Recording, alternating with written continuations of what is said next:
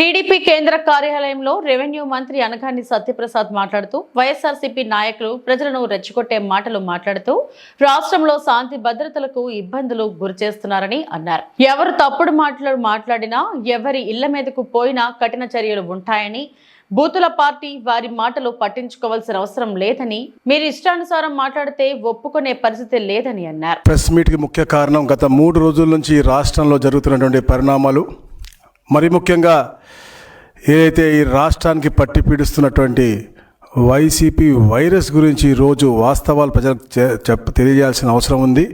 ఏదైతే ఫేక్ ప్రచారాన్ని వారు చేస్తూ ఉన్నారో దాన్ని ఎండగట్టడానికి ఈరోజు నేను ఈ మీడియా సమావేశం పెట్టడం జరుగుతుంది. నేను ఒకటే అడుగుతా ఉన్నాను వైసీపీ నేతల్ని, వారి యొక్క అధ్యక్షుడైనటువంటి జగన్మోహన్ రెడ్డి గారిని కూడా ఒకటే అడుగుతా ఉన్నాను, మీ రాజకీయ సిద్ధాంతం ఏంటి? కేవలం బూతులు తిట్టడము, అలాగే అనైతిక వ్యవహారాలు, కులాలు మతాలు అందరి మీద చిచ్చులు పెట్టి అన్నిటినీ వాడుకుని రాజకీయ లబ్ధి పొందాలంటే మీ ధ్యేయం అని నేను అడుగుతా ఉన్నాను. ఎందుకంటే మాట అనేది అపారమైన శక్తి కలిగినటువంటి విషయం. అయ్యే మాటలు ప్రజలను కలపగలవు, అలాగే సమాజాన్ని విడగొట్టగలదు.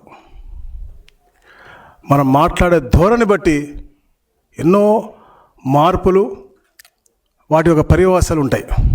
ఒక మంచి మాట మనుషులని దగ్గర చేస్తుంది, అదే ఒక చెడు మాట సమాజాన్ని చీల్చేస్తుంది.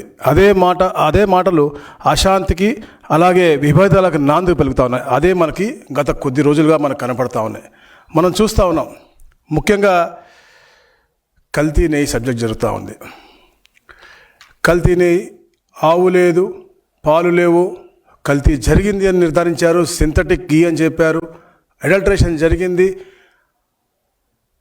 హవాలా ద్వారా క్యాష్ ట్రాన్సాక్షన్ జరిగిందని చెప్పి నిర్ధారించారు. వారు చేసినటువంటి ఏదైతే టెస్ట్ ఉందో ఆ మెథడాలజీ వాళ్ళ దగ్గర లేదు అని చెప్పేసి ఏదైతే మళ్ళా వారు చేసినటువంటి ల్యాబ్ వారు ఇచ్చినటువంటి ఇది ఛార్జ్ షీట్లో మెన్షన్ చేశారు తప్ప ఎక్కడ కూడా ఎవరికి కూడా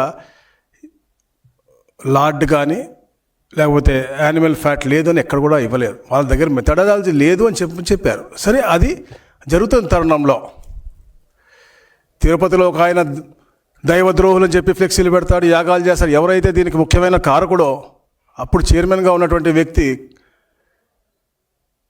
భూమన కరుణాకర్ రెడ్డి అనే మనిషి, ఆయనే ఆ ప్రాంతంలో విద్వేషాలు రెచ్చగొడతాడు.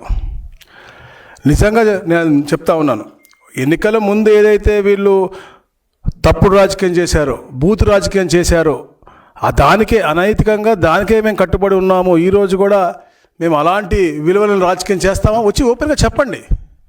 కానీ తెలుగుదేశం పార్టీ సిద్ధాంతం ఎప్పుడు అది కాదు. నిజంగా మా సిద్ధాంతం ఎవరికైనా అన్యాయం చేయాలని లేకపోతే ఎవరి మీద దాడి చేయాలి అనుకుంటే జూన్ 4న 2024 రోజు సాయంత్రమే ఎవరి ఇంట్లో కూడా ఇళ్లలో ఉండేవాళ్ళు కాదు.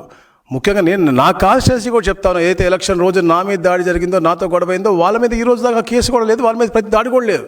మా సిద్ధాంతం అది కాదు.